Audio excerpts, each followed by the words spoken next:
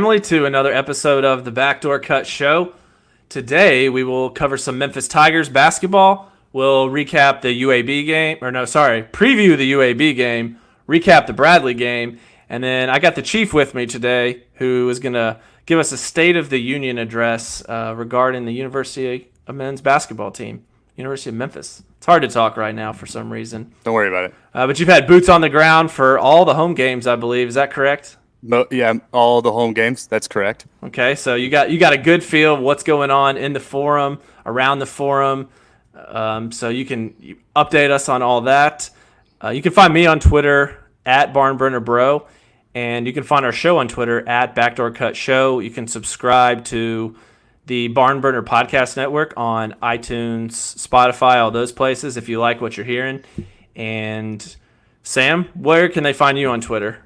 You can find me at the Barn Chief, but tonight I'm Sammy Memphis, man. I got the jersey on here, the Antonio Anderson jersey, by the way. Of course, not actually branded because the NCAA doesn't profit off players at all. Nope. They definitely don't do that. So it's just a blank number 5 jersey, but I like to think of it as tone. And got my Memphis hat here too, the Mike Miller special. Always wearing a Memphis Nike hat, regardless of where he is. He does not wear the hat with the suit though, which is important because that is a terrible look. Never do that, anyone. Unless you're one of the Roy family. Yes, unless you have exactly. It's still a terrible look, but but yes, I mean, because when you're flying in choppers all the time, like your hair's all over the place, you gotta wear a hat to keep your hair locked in.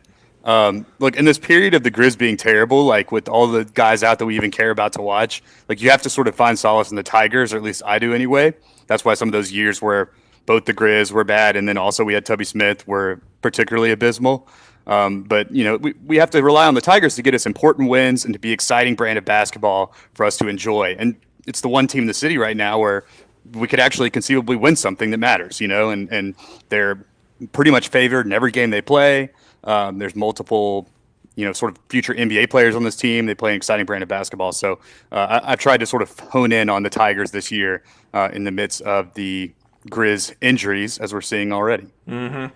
And you mentioned an exciting brand of basketball for the Tigers, and I would, in general, agree, but we have to talk briefly about this Bradley game the other day. That was not what I would call exciting.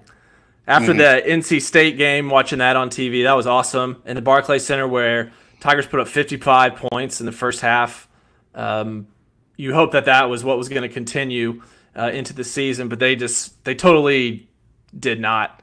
Coming back home, hosting Bradley, only 29 points in the first half. Did it feel as bad as it looked? Yeah. It was like pulling teeth to watch this game. It was terrible. Yeah, it felt worse. It looked worse. It felt worse to be there. I couldn't imagine what it's like to watch on TV. Sidebar, I haven't actually watched a game on TV yet. Does the court look crazy on a TV screen? Because everyone talks about that all the time. Everyone acts like they're looking at directly at the sun and their eyes burn out of their head because they're watching on TV. But when you're at the game, it looks like a basketball court. To me, it kind of looks like a preseason tournament court. Okay. So if you're watching, I don't have a specific one in mind, but if you're totally not expecting it, it might actually look kind of weird, but it just looks like a fun court. Okay. It's not super weird. I was surprised because I had Memphis Madness. They obviously had the dick that they had to shave off the head, but then they also painted in. There was just the hardwood color, not in the outside the three or inside the 3-point line, but outside the paint, which is hardwood. And then they painted it gray before the actual season started. So that was a little different than what I was expecting to see, at least. So that was kind of taking it the next level to make it the Boise State kind of football reference. A lot of changes, slowly and incrementally. So we didn't know what they were throwing at us game by game, and so the fans may not have been fully ready for that moment to see it on TV. But here we are, 8 games in. The Bradley game though was abysmal to watch. You really are happy that the other team had a stinker game too, right? That we had a stinker game and obviously couldn't hit a single shot, but they played worse. And I mean, semi-testament to our defense. We played pretty well, but also they shot quite a lot of open threes, which I think is one of the weaknesses of this team defensively, this Memphis team. They just missed them. I mean, at some point, like they just had the yips, and it was just like it was honestly terrible basketball to watch, and not something you want to see. You certainly want to see the team getting better. Now we've had 4 or 5 games with James Wiseman out, so you want to see those group of guys like sort of get better and grow together as they play. We had Les kind of get that hand injury as well, so they've kind of like Penny's trying to figure out who to start and how he wants to distribute minutes and the lineups he wants to use. But I mean, what you watched on TV didn't feel much better in the Forum. I'll tell you that. Yeah, in the first half, Memphis shot 33% from the field, and Bradley shot 25%. Yeah. It felt like they both shot 7%. I mean, like every time down the court, like it was just, ugh. It was painful. The only good thing was Lomax, who scored 10 points in the first half. So that off the bench, that was pretty much the lone bright spot. Once again, he served as a kickstarter for our offense, which he seems to be kind of doing recently, which is very important for us, especially because our depth is shrinking slowly. We're getting to the point where if anything else happens, it could be challenging for us. But I don't hate the squad we have right now. It's still a pretty good team, I think. Yeah, I mean, you can't hate it at all. I mean, you got a 5-star potential lottery pick kind of anchoring the team in the front court, Precious Achiuwa, and then you've got Boogie Ellis, as we're seeing, is getting more minutes now with the Lester injury, and he's kind of been that spark plug. He's kind of come of his own the last 2 games. And we hope that what you hope is, right, in a situation like this, you hope that the Wiseman thing kind of turns out to be a blessing in disguise. You hope that these other guys get run and start playing well, and start to develop some camaraderie. So when you bring back a Wiseman who's just so dominant, you just throw him in there, and then a Lester who kind of does everything. I always liked Lester when he played. Great rebounding guard. The team's just better, like because everyone else has had the run. So that's maybe the way that you turn this whole thing, this NCAA fiasco, into a positive. Yeah, and just to run down a few things in this game that stuck out to me, the Memphis allowed 19 offensive rebounds to Bradley. Yeah. The previous high for Memphis up to that point in the season was 13, and I believe that they surpassed that, pretty early into the second half. So that was kind of discouraging. Elijah Childs for Bradley had 14 rebounds. So we let one guy on their team get 14 rebounds, led all players. So he even had more than Achiuwa, who had 13 rebounds. Achiuwa did get 5 blocks. That was an interesting game from him because maybe I'm spoiled now. I expect him to be a double-double guy, essentially, because he's had a couple good games in a row. He seemed really dominant. He only had 6 points. He was 3 of 13 from the field, so pretty tough night putting the ball in the hoop. But he did have 13 rebounds and 5 blocks. Yeah. So he still impacted the game. Yeah. I know people were it didn't really feel so much like he was impacting it, though. What I will say is watching it in person, like he does impact the game when he's not scoring. That was a good example of a game where the ball wasn't going through the hoop, so he was rebounding or he was blocking. There was a one possession where he had 2 blocks on the same guy who got an offensive rebound. Precious blocked him twice, right under the rim without fouling, then ended up getting the rebound and then pushed it down the floor. He always looks up for the person leaking out. He likes to dribble too. He likes to run the break, and then when he does that, all of his fans around are like, "Pass it to it, guard." Is it like it's where the kid is like, "Oh, is it at how it feels?" On TV, It looks like cool. Like, oh, he's adding another element to his game. I'm fine with it. Honestly, he hasn't turned it over. Everyone acts like it's like Roy Hibbert dribbling the ball down the court, but it's like, no, dude, he can handle the ball. Yeah. Real quick, I want to talk offensive rebounds too, but real quick, we got some Barber and Slim comments here on the Periscope. First, he commented on the court. He says the court seems gimmicky. I could see that. Like we see the Oregon has the trees or whatever, and I thought the more gimmicky court was our previous court with the fucking stupid bridge and the skyline. There, much, way too much. This is at least a solid color scheme.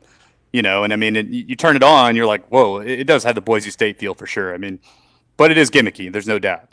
It looks more like a street ball court, I think, than a normal basketball court that you would see in college basketball. Yeah, and I guess the hope is you're flipping through channels, you catch it, and you stick on and watch. Mm-hmm. Next, he says, ALO MVP so far. We can certainly talk about Alex Lomax's impact on this team, but it has been almost immeasurable, really. I mean, the stats measure his reaction as a PER of 24, the highest PER on the team right now, I believe. He's averaging, I think, 9, 4, and 4.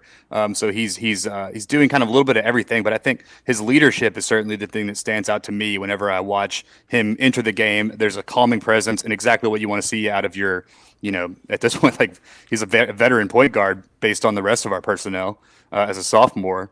Night and day different than last year. He seems to figure out, come of his own, doesn't shoot jumpers. And he's getting to his spots when he does shoot a jumper, and just seems to be playing the pace of the game that he wants to play.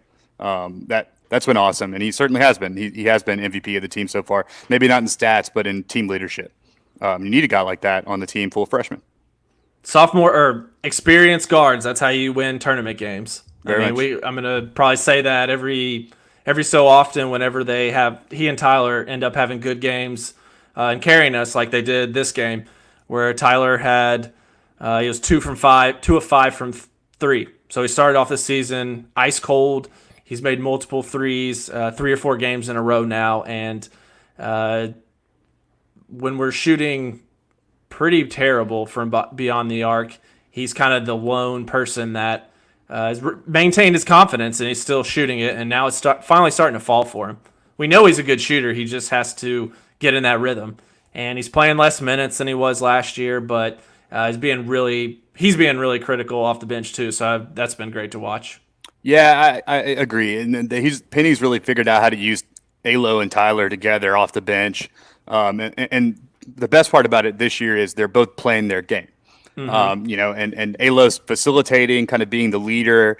Tyler is, standing in his spots at 3 and shooting it if he gets it with an open shot, and he makes a lot of them now. He's kind of got his feet underneath him, and he feels he's within rhythm. They're both 9 points a game and doing what they're best at. So that's exactly what you want to see. And if they can continue to play together like this and come off the bench in the case that everyone's kind of freaking out, Damian Bowell gets an early foul or whatever, bring those guys off and then have a calming presence. That's a luxury that a lot of teams don't have. Mm-hmm. Yeah, so there wasn't a whole lot that happened the rest of the game. Tigers gutted it out, 71-56. So you feel good about that. Something to note is that Darryl Brown, who played at Germantown High School, and I didn't know that know this fact until this week, but he's the godson of Penny Hardaway. Mm-hmm. Penny and his dad are really good friends, and he grew up knowing him his whole life. Played for Team Penny, and he ended up at Bradley, and so he came back. So this is the first game inside the Forum as a college athlete, and it's kind of bummer for him. He shot 1-15 from the field. He's Bradley's best player, so when he played that poorly, that was just not a good sign for a team that is already not super deep. Yeah, he came in too hot. I think he wanted to impress the local crowd, and yeah. That's tough. That's a tough beat for that guy, but hopefully he has a bounce back, and he'll never stop being Penny's godson. So he always has that going for him. Very true. Yeah. All right, so let's move into your thoughts. How are we doing overall for the season, the Tigers? I mean, what I tell people is, look, we're at 7-1. The only loss is against a very good Oregon team. Would have really liked to win that game. I was really annoyed by that game because we had all of our personnel. I know we're young. It was just a frustrating game to watch. That was like right there a lot of times, but then they'd come down and hit a big three like an upperclassman. It just sort of reminded me what it's like to watch freshmen. But I knew that game's going to be really important come seeding time, right? Like we're going to look back on that game and think like, man, if we just won that, then we're looking at a 2 or 3 seed as opposed to a 4 or 5. And now we're not playing like a 12 seed Kansas State. You know what I mean? Like that stuff really matters. So that's one really annoying factor of the season so far. But otherwise, like, even when we play bad, we find ways to win, which is important, especially come tournament time, because there's not going to be a time where everyone's on.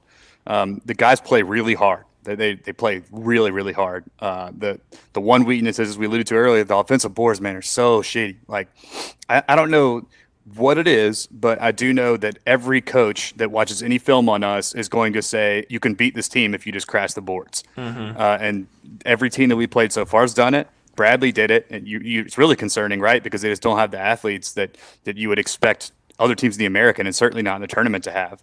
No disrespect to Bradley, but you know what I mean. They're not like a top 50, top 25 team or anything. And that one guy, the one big man that you said, forgot his name, but number 10 or whatever, like he was the one, like, reasonable athlete on the team, and he just crushed us on the offensive boards. Yeah. So if you have like a five-man team of athletes and guys that can have a nose for the ball, like rebounding guards, and they're just going to wreak havoc on us. So we have to hope that we can get the board and then leak out for a transition bucket. But that's been a super big Achilles heel of this team, and something that everyone's going to exploit until we figure out a way to do something about it. There's a lot of standing around. My girlfriend's a big proponent of rebounding and making free throws. She that's like her two big things. One thing she notices every time we watch them is that all the guards just stand around and don't box out anybody. There's a lot of ball watching. Particularly Malcolm Dandridge has played some minutes now. We want to see a big body like that really boxing out. If you're going to do anything, Malco, like rebound, right? Like when you're on the court. But he's been kind of guilty of the game being more fast paced. You can notice him; he'll ball watch. He'll see a shot go up, and rather than put his body on someone, he's just looking at it whether it goes in. That's something that we need to see more of. And this team is playing like NBA style offense, which is no surprise, right? We have 3 NBA guys on the bench, and Tony Madlock, a seasoned college professional, and he. Well, I just lost I had a brain fart because Slim commented on something. That's okay. Complimented Ivy, yeah. But no, so we're playing a pick and roll style of professional basketball, and it's good in theory. We have shooters, we have big men that can kind of like Precious. That's as soon as we get across the half court line, we have a big man running up to screen for the guard. Like, it's clearly what the intent is to pick and roll. You either get to the rim, you dump it off to the roll man, or you kick out to the corner for a shooter. It's there in place in theory, but none of our guys can set a screen. The screen is completely ineffective. And not even in the sense of the defensive guards going under it and just daring whoever is up there to shoot. It's just like they don't even make contact with the defender. So a big guy will run up there and he'll stand there, but then there's no actual pick set. So it's like it completely stops the play from the very beginning. Yeah. Nearly every pick I've seen them try to set is ineffective. I don't know why that is. I think it's a combination of both the big man and the guards too. The guard and pick and roll obviously is just as responsible for kind of leading his defender into the pick and waiting until the big man gets set before they kind of like make it happen. So whoever's teaching that really needs to, I don't know, look up some YouTube tutorials or some shit about it, or like maybe we need to just do a different style of offense because we can't set an actual pick. The pick and roll will not be successful if there's no pick. Yeah, maybe I don't know. Could have something to do with the guards not being patient enough, Maybe that's why they're not using the screen. Who would you say after Precious right now, not taking Wiseman into account, is our second best big man? So you got like Lance Thomas, Isaiah Maurice, Malcolm Dandridge. Who do you put in there for the majority of minutes if you're playing a 2 big man lineup? So I kind of like that. We played a lot of small ball, but I like DJ's kind of a stretch. He's like a 4-3, but he's not a big man per se, but he's probably our second best player right now. I mean, he's efficient. He always hunts down the ball after a missed shot, for a cleanup dunk, and he plays within himself for the most part. He doesn't really jack any shots. If he takes a jumper, it's usually in the spot that he knows he can make it, and he plays with a real ferocity too. So he can kind of guard a lot of different positions in college too. But I mean, inevitably, if he's on a guy like Wiseman or Malco, a guy like that, he's not going to be able to guard him. Don't really see a lot of those guys in college, though. So I like DJ a lot. DJ's played great minutes for us. And, in fact, started the Bradley game. Yeah, if you'd asked me like 2 weeks ago, he would have been my MVP. But Alo's really stepped it up since then. DJ and Alo coming off the bench is real deadly. I look forward to when that is our lineup again, because I think that's going to wear down so many teams with the talent that those guys have coming off the bench. Yeah, for sure. I mean, and that's the advantage we have, I think, and that's why we've seen even games we play like we did versus Bradley, the second half, we just got so many athletes and fresh legs. Like we see these teams tire down, and then we always pull. You've noticed that, I'm sure that you could track this, but it seems like every team is within reasonable striking distance at half. I mean, it might be 10 to 12 to 15, or it might even be 7 or 6 or so a lead, but then we always pull away at about the like 25-minute mark of the whole game. The second half, there's like a point where 5, 6, 7 minutes into the second half, we start to pull away, and I can only think that it has something to do with our legs, like our freshness and the amount of players that we play in constant rotation. We got another question from Slim, who's feels like he's He's basically definitely here, in man. spirit. Yeah. But his question. This is a Hey good man, one. I'm just glad we're actually answering his questions because I've been doing this shit and y'all just ignore my shit. So I'm just trying to, trying to play a part here and facilitate, have conversations with the audience. Yeah, anyone else who's watching on Periscope, give us a question. We'll do Make our fun best of to us. answer it. Look, I'm a 30-year-old guy wearing a basketball jersey right now. I should be made fun of. Like, you guys should definitely make fun of me. So the question is, and actually Mason and I talked about this a few weeks ago. Would you move Alo to the starting lineup, or does he add too much to the bench unit? What do you think? Man, so who does that? My follow-up question then is who does that remove from the starting lineup? I guess we're assuming Damian Bao goes to the bench, or do we move Boogie off as a spark plug scorer? So when Lester initially went down, I think Mason was a proponent of moving DJ to the starting lineup, but I was wanting to move Alex and keep DJ on the second unit. So Penny pretty much went with Mason's plan. And I think right now, if things are working, I wouldn't change it.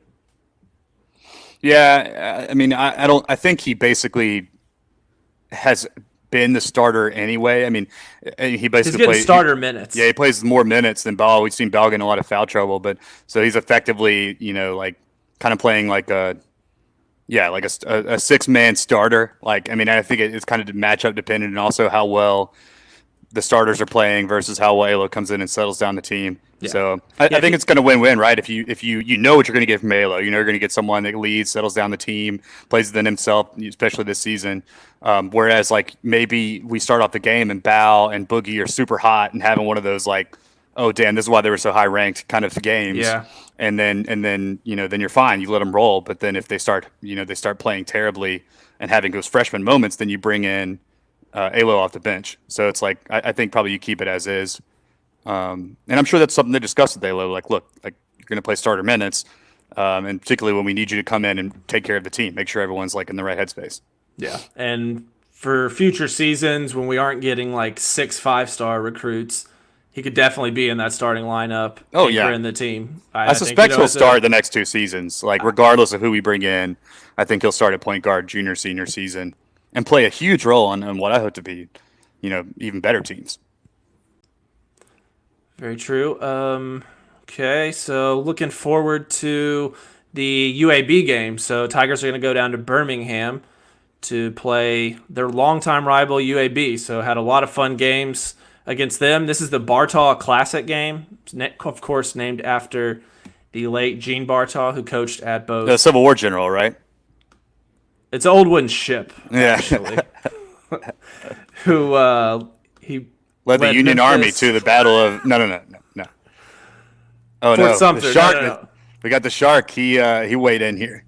He's watching the show live from DC. Oh, hold on. Let me get through the UAB prep quick. Yeah. Gene Bartaw, this is a closing Classic. question. He led Memphis State to the title game in the 70s, and then he also coached at UAB, so ties to both schools. Memphis has played UAB. This will be the 50th time that the two schools have played each other, which is the sixth most times that Memphis has played anyone in their history. So I thought that was a kind of interesting fact. I was also interested to see Florida State was on that list because that must have been like before my time. I really cannot remember them consistently playing Florida State. Unless I'm missing something. No, I don't remember that either. I remember UAB. UAB was during the Cal years, so I know a little bit about that. But yeah, the Florida State had no idea when the hell that was. And there's like Louisville, obviously. Yeah, Louisville. And yeah, a couple other teams that were familiar, but Florida State really stuck out as odd to me. Have to ask my mom about that, I guess. She remembers from her college days. That's like find a baby boomer in Memphis and be like, hey, when did we used to play Florida State a lot? Yeah, exactly. Yeah. Then say, okay, boomer, because we're meme culture. Then have a picture of Baby Yoda, too. You guys seen the Ja Morant Baby Yoda? Not? Check that out. Yeah, I saw your updated updated a profile picture on Twitter. Hope he does. Mm. I assume that's for Mandalorian. That is for Mandalorian. Yes. Okay. Yes. I got on, Twitter today, and it was just there were Baby Yodas everywhere doing all kinds of stuff. That's all you got to know is Baby Yoda's everywhere. I assumed that had it was due to Mandalorian. Yeah. Deductive reasoning. Good job, Zach. Very nice. Good inference. So UAB just played Kentucky and Texas, where they lost by 11 and 9 points, respectively, to those two teams. So they played both of those guys close. They have a terrible strength of schedule. Outside of that, everyone else is in the bottom third on KenPom. Earlier in the year, they released their best player for conduct detrimental to the team. So I didn't do a whole lot of digging to find out what that actually was, but they released their best player, so that obviously doesn't help. They play super slow, 331st in adjusted tempo, when Memphis is, I believe like a top 10, 15 in tempo. So it could end up being the Bradley game if UAB controls the tempo, or it could end up blowing them out if we play a run and gun style like we definitely need to play. Because as you mentioned, we cannot set screens at the top of the key. So beating them down the floor is probably our best option. Yeah, very much so. Got to make the style of our game fit our style of play. Because if we get into the 25-second shot clocks, like throw it into the post, and Precious gets 2 early fouls, and then I'm staring down the barrel of what is going to be a very sad watching experience for me. So let's go with Zach's keys to the game here. I will say so UAB strengths. The first one is very alarming. Offensive rebounding. So we just faced Bradley, who destroyed us on the offensive boards. And UAB is top 10 in the nation. It's like almost the only thing they do well is the top 10 in the nation in offensive rebounding percentage. So we have to beat them there, or like we have to minimize their offensive rebounds. Has to be make shots, right? That as coach or get fouled. As Coach Pastner would say, we so just eloquently put. Shots. Yeah, ball just didn't go through the rim. But UAB is a very good team. They're very well coached. They should be top 5, honestly. They're just amazing. Yeah, UAB. They don't. Their weaknesses. They don't shoot well. Yeah. So okay. 30% from 3, 45 from 2. They shoot well from the line, but they don't ever get to the line. They don't have a high assist rate. They're in pretty much the bottom of the NCAA in that.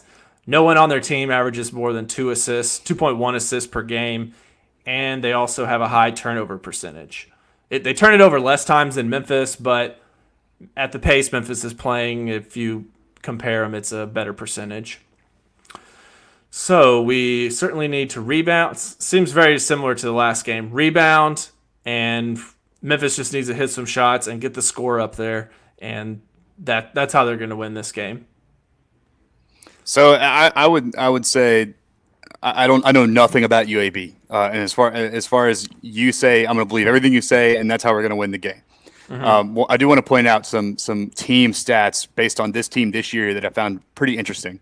The Memphis team or UAB? The Memphis team. Okay. That we do particularly well. That honestly doesn't really pass the eye test. I feel surprised that we are actually 8th in the country in free throws attempted, and 11th in free throws made.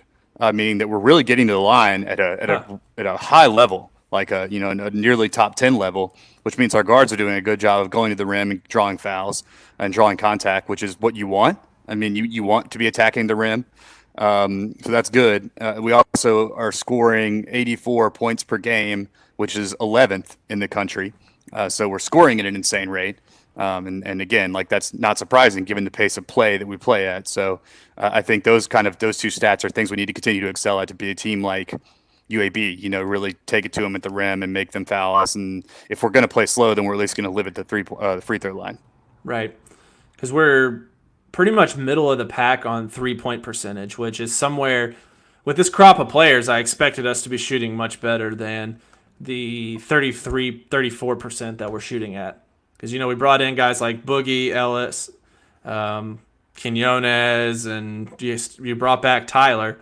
I was expecting better 3-point shooting. Now, they've each one of them has had their game where they've gone off, but really it's not been consistent. And No consistency. you hope that that builds throughout the season. Pretty much it has to. Someone's going to have to get hot once we get into conference tournament and NCAA tournament, or things could go south. But I mean, I'm optimistic that those things will happen, especially when James is back and everyone's going to have to respect him a whole lot more. Or he's going to shoot 80% from the field like he was shooting, and you don't have to shoot threes at that point. No, you don't. Just dump it off to the big man and watch it happen.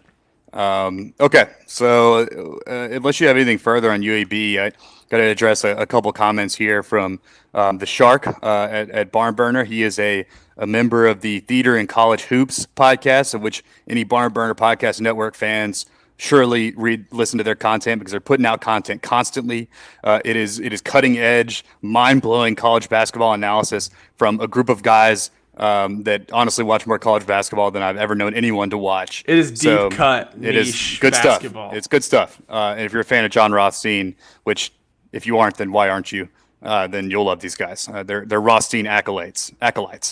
Anyway, so now that I plug Theater and College Hoops, check it out. One of the members asked us, who do you think is a better in-game coach, Penny Hardaway or the guy selling popcorn? A couple thoughts jump out to me here. Which guy selling popcorn? I feel like there's a heavy difference between each of these guys. We'll say that the guy that I bought popcorn from, every time I bought popcorn in the forum, do not trust this guy. He one time gave me a pretzel instead of popcorn, so there's no way I'm going to trust my offense with him. So do not trust that guy, regardless of how good or bad Penny is at coaching. Second question, are we sure Penny's bad? I mean, what I can't say is that he's good necessarily, but at what point do we decide someone's a good or bad coach? You know, at what point is it a certain level of wins in the tournament? Is it a season of wins losses? You know, is it I mean, based on what we've seen, right? We've seen a first-year head coach with a shitty roster. He overachieved last year, I think. Have to be, right? Yeah, I mean, you have to say that. So overachieved last year. So if that, I mean, at what point is that his fault, or you know, who's a testament to that too? Mm-hmm. I'm not saying he's a good coach, but there's a lot of really. I think this is just the Shark trolling, but I think there's some commentary out there about like him being a bad coach, and I don't think we have the evidence for that either. So, you know, I don't know. We'll find out. We'll find out as the season progresses. He's certainly not as bad as that snake, Quanzo Martin, that slithered out of Knoxville and is now slithering out of Cal as well. So I know that the Shark hates Quanzo Martin, so I'm just triggering him there with a similar coach reference. Yeah, I'd have to agree. Penny's done nothing to say. One of the big things I can point to is that last year he figured out, like, get the ball to Jeremiah Martin. Forget everything else. Give him the ball. You know, he adjusted. He was trying a lot of lineups, trying to play all these people. He cut that down. He figured out what was working, and he went with it. Now, I have seen the lineups this year. He's playing a lot of people in these games, like Jaden and Ryan Boyce. I got to assume that these lineups are going to get trimmed some the further we get in the season. Like when we play Tennessee, I don't think you're going to see 10 guys play minutes. When we get into conference play, I don't think you'll see that either. So if he's still playing those guys at that point, 10, 15 minutes a game, then I'm concerned. I'll be confused at what's going on, but right now, I think he's doing pretty good. I don't know why the hell Jaden's playing. That's something we discussed in the group chat. And here's the thing. My puppy dog's playing over here. So Jaden Hardaway, like he might as well be one of those like crash dummies they put out there on wheels that they put a Memphis jersey on and like some compression pants and like just roll him up and down the court. Because if you actually watch him, it literally he doesn't do anything. He literally does nothing. Like he doesn't rebound, he doesn't shoot the ball, he doesn't defend anybody really other than just be a warm body out there. He doesn't make any dumb mistakes necessarily. He just doesn't do anything. Whoa, did you just play my own voice back? What was that about? I was watching it on my phone, watching the Periscope, and the volume was on. Wow, man, that's pretty conceited of you. That's pretty conceited to watch the Periscope make sure this thing works. All right, I'm gonna pull out the Periscope and play it into my. It's gonna be Periscopeception, but so he literally does nothing. I don't understand why he plays any minutes. It's classic coaches shun shit. I have to assume, and I'm not saying like I'm not hating on him. I'm just saying like. It's such a bizarre circumstance for him to be out there and do nothing. And I challenge all of you, if you watch a Memphis game, when he's out there, watch him. He played 10 minutes in the Bradley game and shot one shot and had 0 points, 0 rebounds, 0 assists, 0 blocks. It was fucking Someone wild send shit. that to Mark Titus. Mark Wild Titus shit. needs to see that stat line. I guarantee this is going to be, you're going to laugh at this. If I played 10 minutes in that basketball game, I would have more stats than Jaden Hardaway. I guarantee that. I would have a rebound. I'd have a rebound somewhere. Or if he didn't even foul. I'd definitely have more fouls than him. Yeah.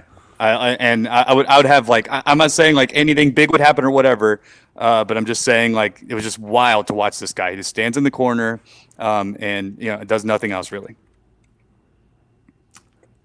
Yeah, I don't know. Hopefully we don't have to see you like that all season. Yeah. How can we make this happen? Says Barnburner Slim. Barnburner Slim knows, man, that Harper's getting in my lap. Barnburner Slim knows that I crash the boards, and then I'm a fucking monster on the offensive boards with wild abandon. Yeah, reckless abandon. Yeah, I probably like just over the back. Like I'd be out of the game in 10 minutes. I'd foul out, but damn it, I would play those.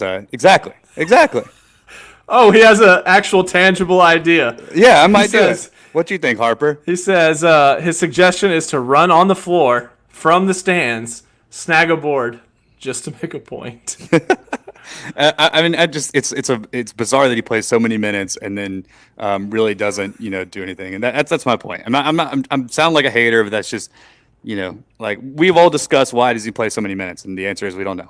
Yeah, Tyler could get up a couple more shots or something. Yeah.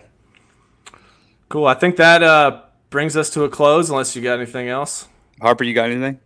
No. Okay. No. I She's do got want some good camera time. Yeah, she does. Let me just go ahead and get her in the shot here. All right. You see that, Harpy? Yeah, that's nice. So Louisville, there's a discussion about getting Louisville on the schedule. Have you seen that? True. Yeah. That's one thing I want to talk about. Second thing I want to talk about, Coach Calipari schedules a home and home with Michigan, who's coached by none other than a former NBA player by the name of Juwan Howard, one of the Fab Five. And went on this huge tirade about how all he wants to do is play like a good school like that, and how like basically like wants to gift this former player like with this home and home series or whatever, which I read as a complete other middle finger to us, right? Because Penny's been talking about how he wants to schedule a home and home with Kentucky since he's been hired, and has reached out to Cal accordingly, and Cal will not have it. So that's been ridiculous. And I know it leads me even more to believe that Cal is probably responsible for the Wiseman stuff. Yeah, that's pretty crazy. Another scheduling note is that I don't know if it was Penny, but if he said it, but it came to light that he's trying to potentially schedule some sort of like classic type situation with Vanderbilt, Michigan, and Georgetown, like in Madison Square Garden. That would be really fun. Yeah, that'd be great. So basically he's saying, okay, Cal, and all you other blue bloods who won't come play, or you won't schedule these home and homes with, me, basically. Feels like, direct attack at Penny at this point, when Juwan Howard's getting reached out to by Penny. But Penny's taking into his own hand his connections to trying to like drum up some cool, exciting basketball for us, and that's pretty neat, I thought. I think it's tough to I think this is kind of where we see like his kind of clapbacks at Rick Barnes and all that sort of stuff, like which fires us as fans up, but maybe not the best way to act when you're trying to schedule games, right? And you're trying to like build rapport with these coaches. Mm-hmm. No doubt Rick Barnes, that did not help, the continued scheduling of Tennessee. Yeah. I'm sure Rick Barnes is like, fuck this, I don't have to play you guys. Like if I'm going to come in there and you're going to talk shit about me and then like make it a big public thing when nothing really happened, to be honest, like I can't fathom why he would do that, why anyone would come and play us if Penny's just going to like talk shit, which I get, you want to defend your guys, but there's also some level of schmoozing to this. There's like this coaching camaraderie. There's this like, hey, let's go sit at the hotel bar at like, these really big New York hotels and like know each other and, the Gary Parrish side of the world. Let me be clear. I've drank 6 old fashions with every blue blood coach. That's me, my Gary Parrish. Breaking out impressions, okay. Yeah, big night for me. Big night. I would have more stats than Jaden Hardaway in 10 minutes of Division I college basketball than he did in the Bradley game. I've got a dog in my lap, and I do a good Gary Parrish impression. Yeah, I'm not gonna lie, it's throwing me off my train of thought. Just her entire body's right here. Yeah. No, but Penny may like all the smoke, and all the fans like all the smoke, but that's not necessarily the best business decision. So I think we're kind of seeing where that is potentially hampering us in some areas, and hope it's something we have to work through. Yeah, very much so. We'll see as the scheduling progresses. But any other closing thoughts as we hop off air? Nope. We'll definitely have a show next week. Trying to get a guest to talk the game that we've all had circled on our calendars, the Memphis UT game in Knoxville this year. You can subscribe to the Barnburner Podcast Network, where you'll find the Backdoor Cut, where we'll talk Tigers, Grizzlies, also theater and college hoops, as Sam mentioned earlier, and In the Can, where Sam's talking movies and films and TV shows, all that good stuff. So you can subscribe there. Go check out the-barnburner.com. A lot of the content we covered today, I posted an article with the UAB scouting report in my notes from the Bradley game, and a couple of recruiting tidbits we didn't cover in this show. So you can go there and check that out. That's the-barnburner.com. Until next time, see you later. Peace. Say bye, Harp.